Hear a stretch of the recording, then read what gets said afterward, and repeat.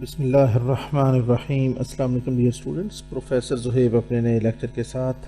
Students, हम BSc mechanics का chapter number 5 friction study कर रहे हैं और आज हम इसका एक्सरसाइज का क्वेश्चन नंबर 9 सॉल्व करेंगे, इसको अंडरस्टैंड करेंगे। इससे पहले कि लेक्चर का आगाज़ करें, रिक्वेस्ट कि अगर अभी तक आपने हमारा चैनल सब्सक्राइब नहीं किया हुआ तो सब्सक्राइब कर लें, बेल आइकॉन पर क्लिक कर दें ताकि आने वाले हर लेक्चर का नोटिफिकेशन आपको मिलता रहे।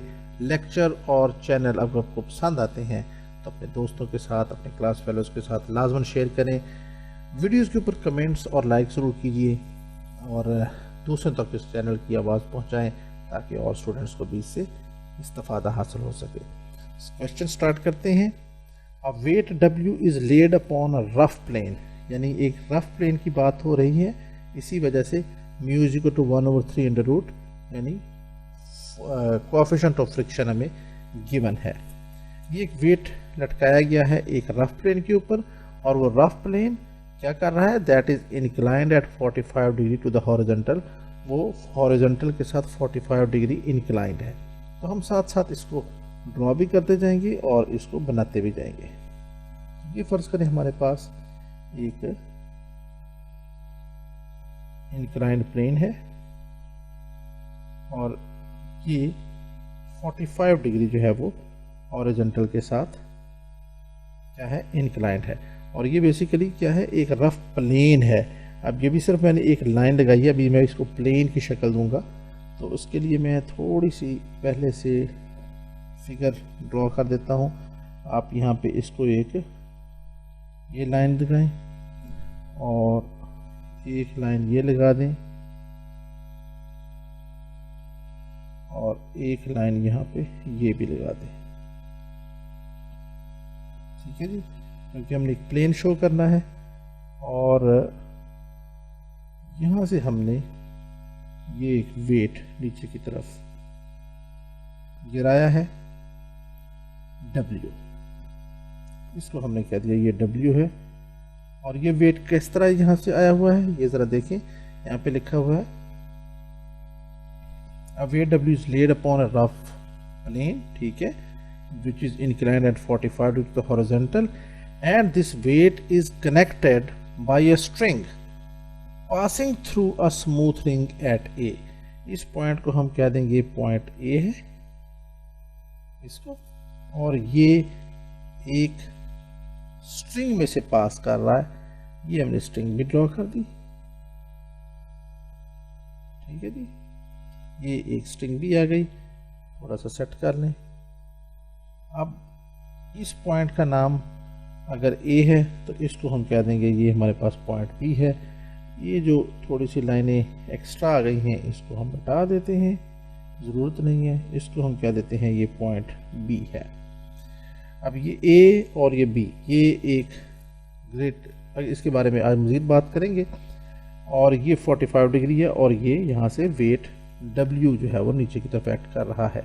इस पॉइंट के ऊपर एक नॉर्मल रिएक्शन भी होना चाहिए, तो हम यहाँ पे एक नॉर्मल रिएक्शन भी ड्रॉ कर देते हैं और इसको डिनोट कर देते हैं पॉइंट R से। और क्या फिर इस पॉइंट का नाम हम रख लें C और इस पॉइंट B और C को भी आपस में मिला दें। ठीक है जी, इस एंगल का नाम हमने रख दिया फाई। आगे चलें, यहाँ पे क्या लिखा हुआ है, and weight W is connected by a string passing through a smooth ring A, ये वाला, at the top of the plane. ये टॉप ऑफ द प्लेन है विद वेट P, ये वेट P के साथ, इसको हम कह दिया वेट P है, hanging vertically. If W is equal to 3P, अगर ये W 3P के बराबर है, show that if theta be the greatest possible inclination of the string, ये स्ट्रिंग है, इसका एंगल, ये एंगल बना रहा है स्ट्रिंग किसके साथ, to the line of greatest slope, और ये ए बी जो है ये लाइन है ग्रेटेस्ट स्लोप की, यानी इस स्ट्रिंग और इस ग्रेटेस्ट स्लोप के दरमियान में जो एंगल बन रहा है ये वाला, इसको हमने कहा दिस इज थीटा। अब ये एंगल थीटा है तो फिर हमने प्रूव करना है कि कॉस थीटा बराबर है 2 × 2√3। और साथ ही हमने ये भी मालूम करना है कि find also the direction in which this weight W commences to move. अब ये वेट नीचे की तरफ एक्ट कर रहा है और यहाँ पे ये एक स्ट्रिंग के साथ लगा हुआ है। जैसे ही ये वेट स्ट्रिंग के ऊपर गालिब आएगा तो ये नीचे की तरफ झूल जाएगा और C से लेके B की तरफ मूव करना शुरू कर देगा। जब इस तरह मूव करेगा तो ये जो फोर्स ऑफ फ्रिक्शन है म्यू आर, ये इस डायरेक्शन में, अपोजिट डायरेक्शन में अपवर्ड होगी। तो अब हमें ये तकरीबन जो भी गिवन चीज़ें थी हमने ड्रॉ कर दी हैं। कॉस थीटा हमने प्रूव करना है, ये वाला थीटा। हमें इसके लिए ज़रूरत पड़ेगी कि हमें इस P फोर्स, इस म्यू आर फोर्स और इस W, इन तीनों को रिजॉल्व करना है along and perpendicular to this inclined plane AB। ठीक है जी। तो उसके लिए अब हम क्या करेंगे, सबसे पहले तो हम करते हैं जी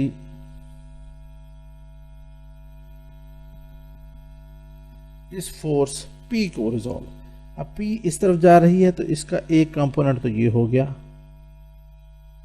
ठीक है जी। इसको हमने डिनोट कर दिया P cos ऑफ थीटा। ये एंगल चूंकि थीटा है तो ये थीटा हो जाएगा। ये तो हो गया इसका, क्योंकि ये पैरेलल में है ना, इस AB के पैरेलल में, एक ज़ाहिर है पैरेलल में होगा और दूसरा इस AB के ऊपर परपेंडिकुलर होगा। तो जो पैरेलल में हुआ उसके साथ कॉस आएगा तो ये हो गया P cos थीटा। अब दूसरा वो इसके ऊपर परपेंडिकुलर होगा तो इसको हम डिनोट कर देंगे P sin ऑफ थीटा। ठीक है जी। अब बारी आ गई इस म्यू आर की। इसका एक component that will be along this AB। तो ये चूंकि इसके पैरेलल में हुआ तो इसको हम कह देंगे mu R cos of phi. और दूसरा कंपोनेंट वो परपेंडिकुलर होगा इस AB के, तो यहाँ पे हमने परपेंडिकुलर ड्रॉ कर दिया और इसका नाम दे दिया हमने mu R sine of phi. अब तीसरी और आखिरी फोर्स रह गई ये W। इसके वो भी हम ड्रॉ कर लेते हैं। ये यहाँ से चूंकि नीचे की तरफ जा रही है इस पॉइंट से, जिसे मैं यहाँ पे डॉट से मैंने शो कर दिया, तो यहाँ से इसके दो कंपोनेंट बनेंगे। एक जो है वो परपेंडिकुलर होगा ऑन दिस लाइन AB। ठीक है जी।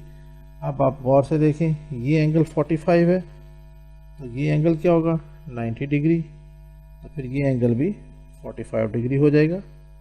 अब ये 45 डिग्री है तो कॉरेस्पॉन्डिंग एंगल ये भी 45 डिग्री हो जाएगा।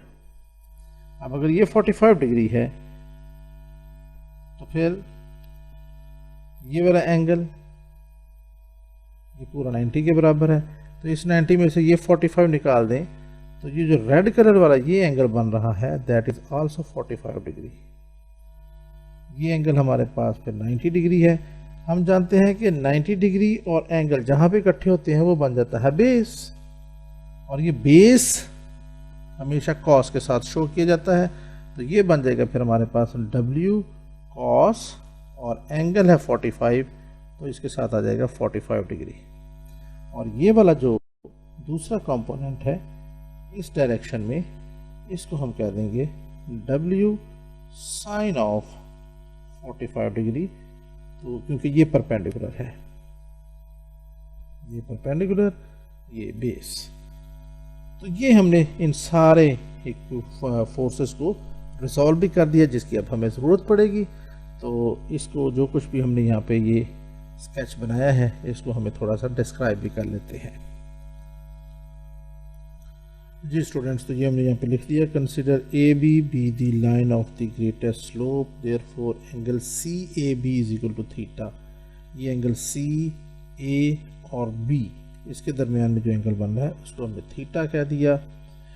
The weight W tends to move in the direction of CB, ये जो डायरेक्शन है सी से बी की तरफ मूव करना चाहता है, ये वेट W, तो इसका मतलब ये हो कि म्यू आर जो है वो अपोजिट में हो जाएगी। यही आगे हमने लिखा है, therefore mu R the force of friction is in opposite direction, that is BC, and makes an angle, इसको हम अल्फा के बजाय फाई कर देते हैं, makes an angle phi with BA. Now we resolve the forces along and perpendicular to AB. तो सबसे पहले हम करते हैं जी, जो फोर्सेस इस AB के ऊपर हॉरिजॉन्टल फोर्सेस हैं उनको हम क्या करते हैं, रिजॉल्व करते हैं। तो एक हॉरिजॉन्टल फोर्स है हमारे पास mu R cos of phi. अब ये जो एंगल बना रही हैं ये वाली हम नहीं कंसीडर करेंगे, एक mu R cos of phi हो गई। दूसरी फोर्स है हमारे पास ये P कॉस ऑफ थीटा, ये तो हो गई दोनों ऊपर की तरफ जाती हुई इस डायरेक्शन में, और इसके मुकाबले पे है ये वाली फोर्स जो नीचे डाउनवर्ड है, that is W sine of 45। तो हम कहते हैं कि ये आ जाएगा हमारे पास mu R cos of phi plus P cos of theta is equal to W sine of 45 degree.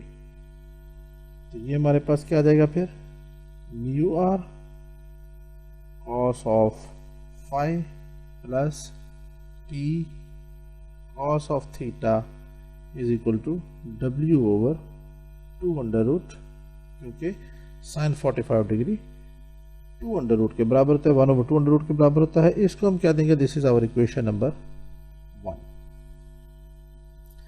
अब हमारे पास हम रिजॉल्व करते हैं परपेंडिकुलर, उसमें क्या है, ये R, ये अपवर्ड फोर्स है, और इसको बैलेंस करने के लिए जो फोर्स है वो है W कॉस ऑफ 45 डिग्री। तो हम इसको लिखते हैं, and R is equal to W cos of 45 degree. This implies R is equal to, अब cos 45 डिग्री भी 1 ओवर 2 अंडर रूट के बराबर होता है, तो ये हो जाएगा W ओवर 2 अंडर रूट, और इसको अभी हम कह देंगे इक्वेशन नंबर 2। यहाँ पे आप लिख दें, बिकॉज साइन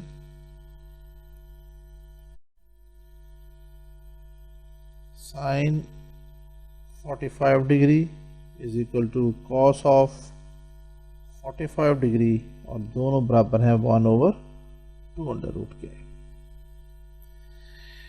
ये हमारे पास आ गया। एक तीसरी और आखिरी चीज़ भी हम रिजॉल्व कर लेते हैं। अब यहाँ पे देखें, ये तो आपस में ये दोनों फोर्सेस बैलेंस कर रही थी, दो और फोर्सेस भी हमारे पास, एक ये है upward force mu R sine of phi, और एक है downward force P sine of theta. ये भी हम लिख लेते हैं, also mu R sine of phi is equal to P sine of theta, और इसको हम क्या देते हैं, this is our equation number 3।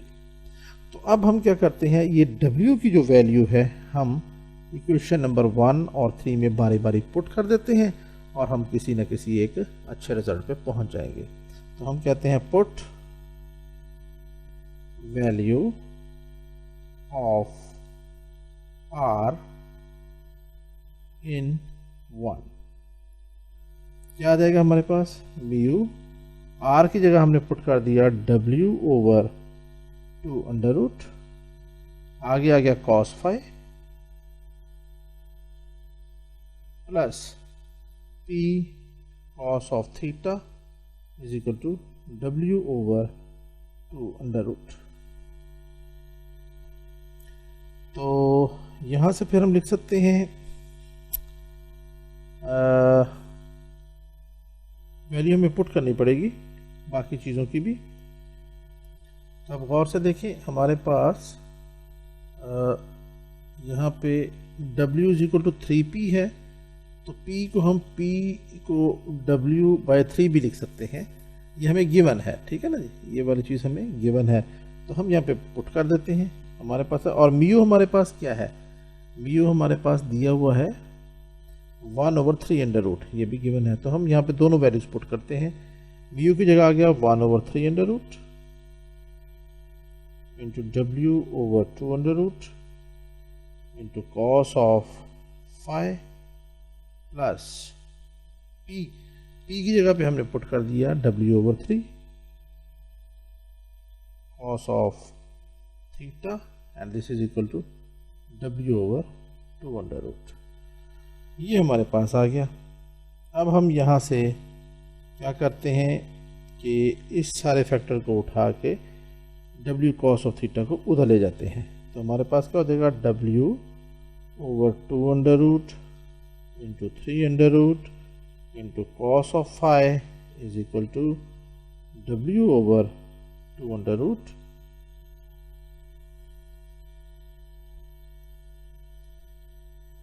Minus W cos of theta by 3 under root, क्योंकि यहाँ पे P नहीं अंडर रूट नहीं आएगा, ये इसी तरह ही आएगा। ठीक है जी, तो ये हमारे पास आ गया। अब आप देखें तो यहाँ से W कॉमन ले सकते हैं, इधर भी W कॉमन है, W मौजूद है, तो ये हो जाएगा W/2 under root 3 under root into cos of phi. इधर से W कॉमन ले लें, बाकी रह गया हमारे पास 1/2 under root minus cos of theta divided by 3 और ये ब्रैकेट में। अब यहाँ से हमारे पास इस W से ये W ख़त्म हो जाएगा, बाकी हमारे पास अगर cos फाई रह जाएगा तो हम cos of phi is equal to ये 2 अंडर क्रॉस मल्टीप्लिकेशन हो जाएगी, तो ये 2 under root multiply by 3 under root ये इधर आ जाएगा और ब्रैकेट में 1/2 under root minus cos of theta divided by 3, ये हमारे पास आ गया। अब हम इसको मल्टीप्लाई कर देते हैं। This implies cos of phi is equal to 2 under root 3 under root को 1/2 अंडर रूट से मल्टीप्लाई कर दिया, 2 under root into 3 under root multiply by 1/2 under root minus, अब इनकी multiplication 2 under root into 3 under root multiply by cos of theta over 3। अब जब हमने multiply किया तो इस 2 अंडर रूट से 2 अंडर रूट कैंसिल हो गया, बाकी हमारे पास बच गया 3 अंडर रूट माइनस, अब ये 2 अंडर रूट है, ये 3 अंडर रूट है और ये 3 है, तो ये बच जाएगा 2 under root cos of theta divided by 3 under root and this is equal to cos of phi, और इस इक्वेशन को हम क्या देते हैं, this is our equation number 4।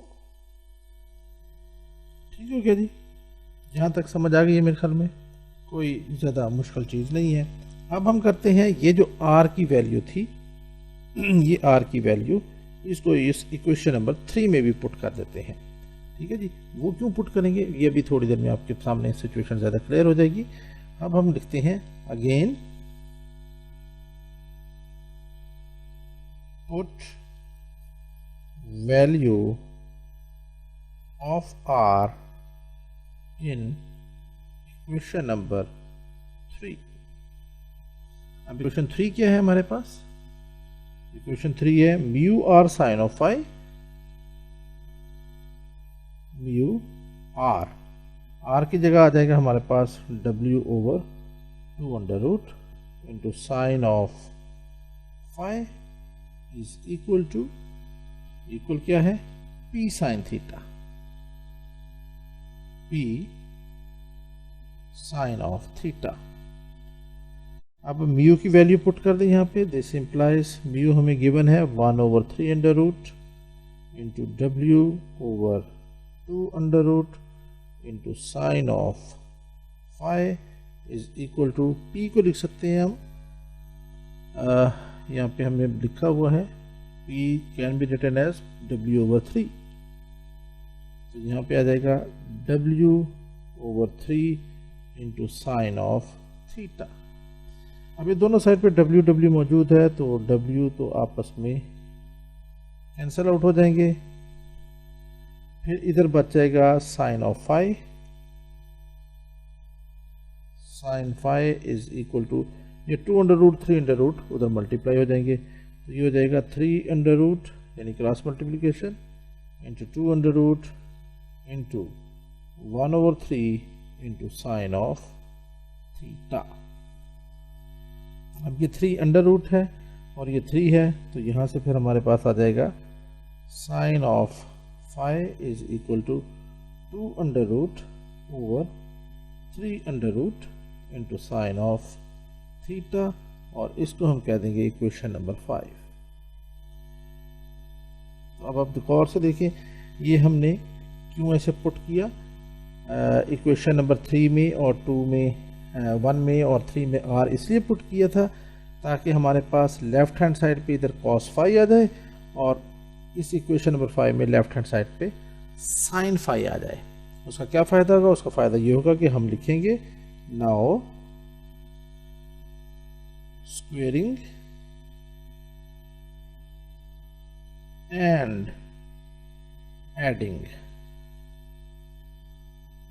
Equation number 4 and 5। तो इक्वेशन नंबर जब 4 को हमने स्क्वायर किया तो ये लेफ्ट हैंड साइड पे क्या आ जाएगा, कॉस स्क्वायर फाई। मैं इसको थोड़ा सा साइड पे लिख लेता हूँ,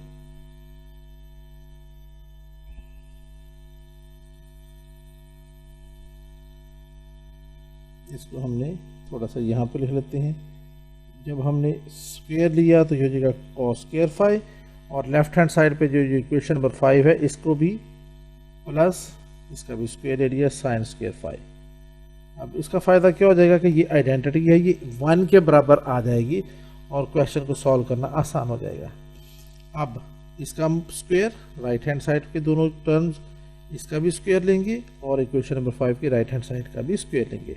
तो हमने लिखा 3 under root minus 2 under root cos of theta divided by 3 under root इस सारे का स्क्वायर प्लस अब इसका square 2 under root sine of theta divided by 3 under root और इस सारे का भी स्क्वायर। अब क्वेश्चन काफ़ी आसान होता जा रहा है। अब हम ये cos square theta 5 plus sine square 5 ये तो आ जाएगा हमारे पास स्ट्रेट फॉरवर्ड 1 के बराबर। इसको अब सॉल्व कर लें थोड़ा सा।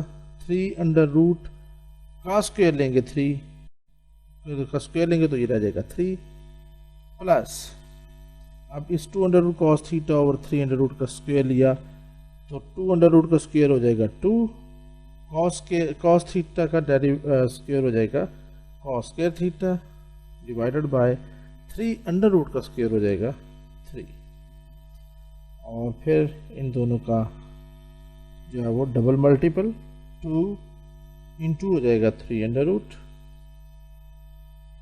और into 2 under root cos of theta divided by 3 under root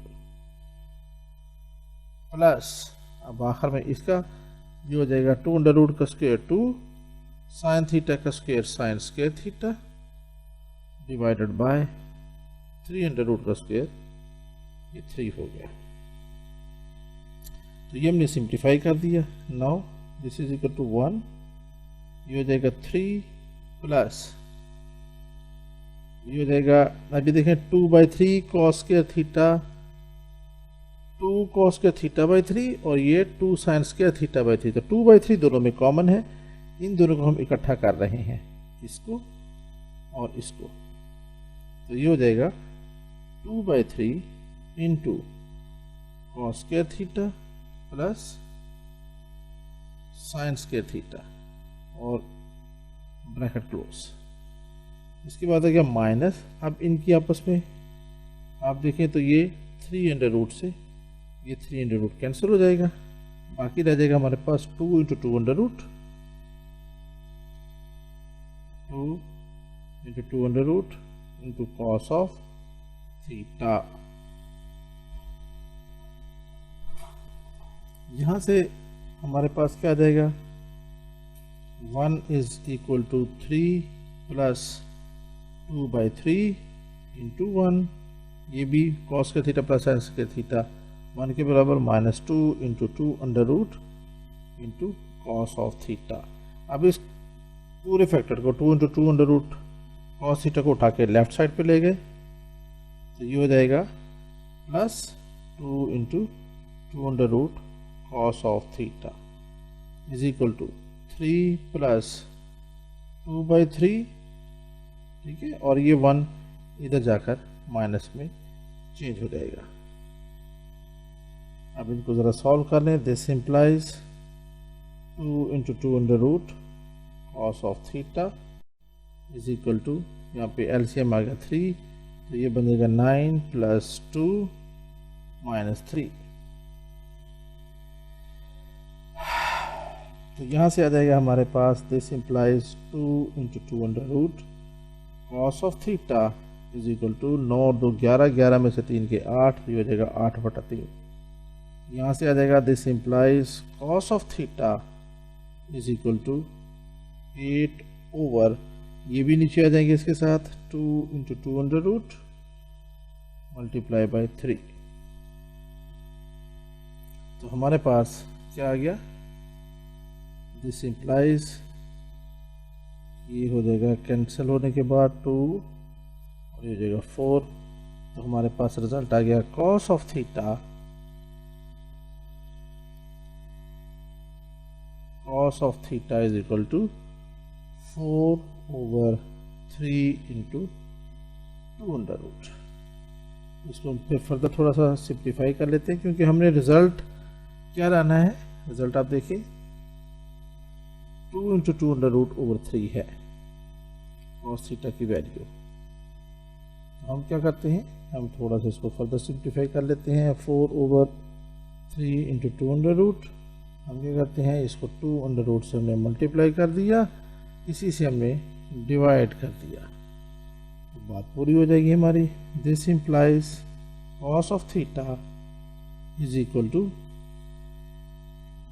अब ऊपर आ गया 4 into 2 under root divided by 3 और 2 under root multiply by 2 under root, ये हो जाएगा 2।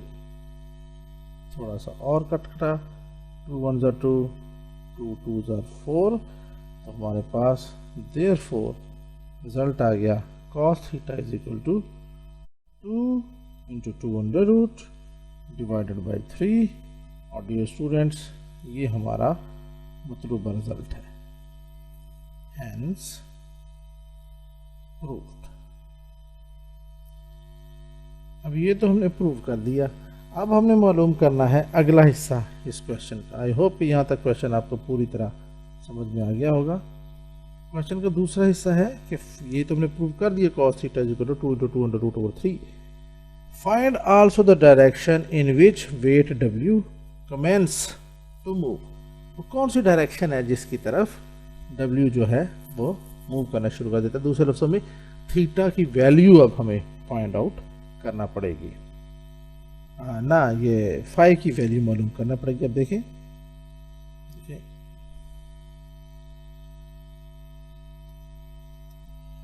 ये जो फाई का एंगल है, ये वेट जो है वो C टू B की डायरेक्शन में मूव करेगा, तो इसीलिए जो mu R force of friction है वो BC है। तो ये फाई हमने मालूम करना है। फाई मालूम करने के लिए हम क्या करते हैं, हम करते हैं कि यहाँ पे ये जो हमारे पास इक्वेशन थी, ये वाली equation number 1, mu R cos phi plus P cos of theta is equal to W over 2 under root. तो यहाँ पे कॉस थीटा लिखा हुआ है, तो अभी हमने जो कॉस थीटा निकाला है वो वैल्यू हम इक्वेशन नंबर 1 में पुट कर देते हैं। तो आइए हम क्वेश्चन को लेके चलते हैं।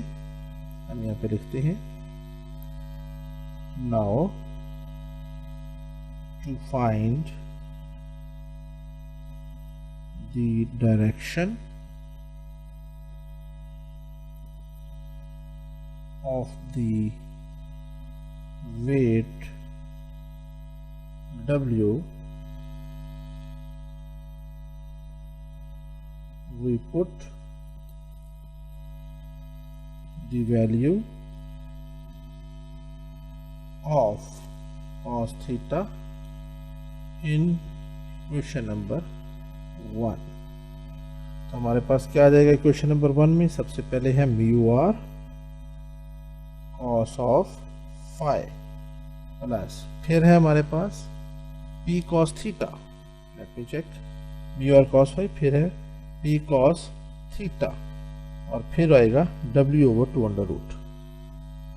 तो हम क्या करते हैं यहाँ पे प्लस p, और cos थीटा की जगह ये वैल्यू आ जाएगी जो हमने फाइंड आउट किया, 2 इंटू 2 अंडर रूट ओवर 3, ये आ गया p cos थीटा, और is equal to w over 2 under root. ये हमारे पास आ गया। अब यहाँ पे हम क्या करते हैं, म्यू की वैल्यू और आर की वैल्यू भी पुट कर देते हैं। बात बनी नहीं, इससे रिजल्ट्स नहीं बन रहा। अब हम देखते हैं किस इक्वेशन में पुट करें तो सिचुएशन ज़्यादा अच्छी बनेगी। हम ज़रा देखते हैं हमने कौन सी इक्वेशन फाइंड आउट की थी।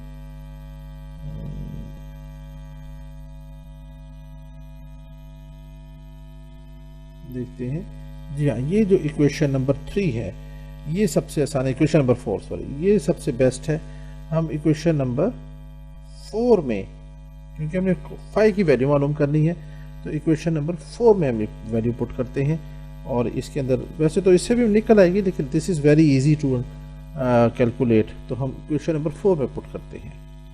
तो हमने यहाँ पे दोबारा आए, now to find the direction of the weight w we put the value of cos theta in equation 4।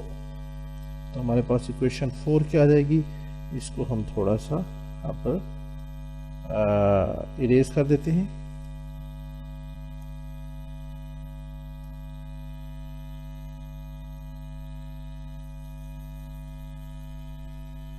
इसको हमने इरेज किया, और इक्वेशन नंबर 4 यहाँ पे लिखी, that is equal to cos of phi is equal to 3 under root minus, फिर ज़रा देख लेते हैं क्या लिखा हुआ था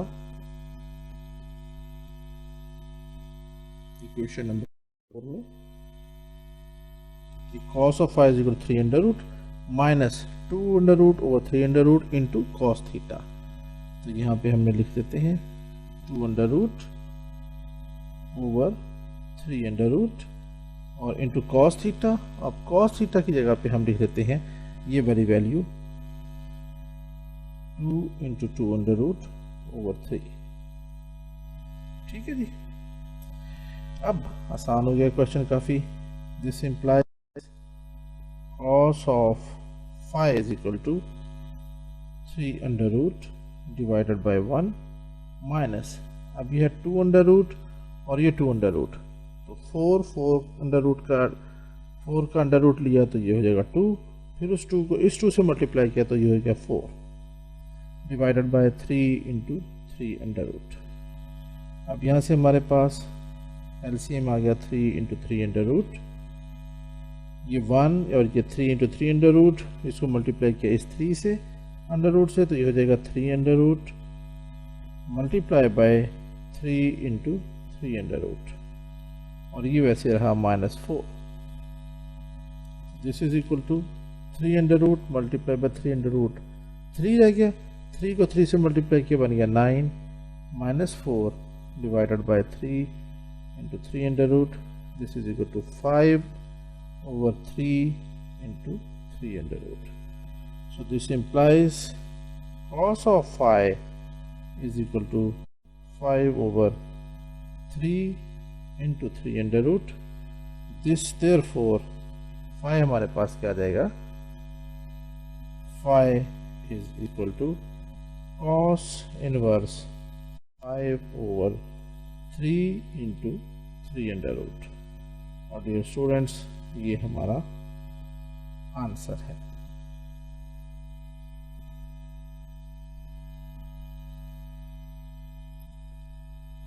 आई होप स्टूडेंट्स कि ये क्वेश्चन आपको अच्छी तरह समझ में आ गया होगा। मैंने कोशिश की है इस क्वेश्चन को बहुत ही सलीस अंदाज में और जामी अंदाज में कवर करने की। लेक्चर पसंद आया हो तो आपका फ़र्ज़ बनता है कि क्वेश्चन इसको लाइक करें, कमेंट करें और चैनल को अपने दोस्त और क्लास फेलोज के साथ शेयर करें। मिलते हैं इंशाल्लाह बहुत जल्द अपने नेक्स्ट लेक्चर में।